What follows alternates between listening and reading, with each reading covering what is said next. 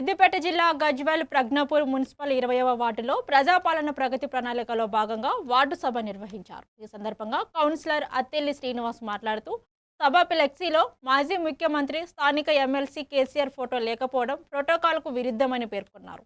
ప్రజల సమస్యలను త్వరగా పరిష్కరించాలని ప్రభుత్వాన్ని కోరారు. ఈ కార్యక్రమంలో మున్సిపల్ అధికారులు, సిబ్బంది, వార్డు ప్రజలు పాల్గొన్నారు.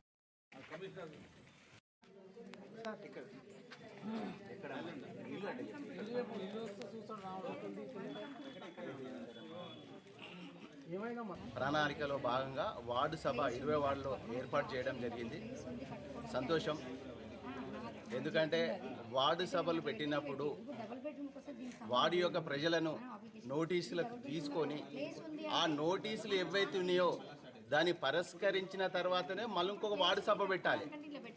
మళ్ళా ఏదైనా వార్డు సభ పెడితే మా యొక్క కేసీఆర్ ఎమ్మెల్యే సార్ యొక్క ఫోటో పెట్టాలని చెప్పి నేను ఒక టీఆర్ఎస్ కౌన్సిలర్గా నేను ప్రభుత్వానికి డిమాండ్ చేస్తున్నాను. ప్రజా మార్కెట్ గల్లీ నుంచి పెంటాచారి హాస్పిటల్ వరకు మాన్యువల్స్ మొత్తం డౌన్ అయిపోయినాయి. అవి కొంచెం మేము కూడా మున్సిపల్ దృష్టికి తీసుకోవడం జరిగింది, కమిషనర్ కూడా చెప్పడం జరిగింది. ఇలాంటి వార్డు సభలో చెప్పిన సమస్యలను మీరు నెరవేర్చి మా యొక్క పేరు తేవాలని చెప్పి వార్డు 20 వార్డు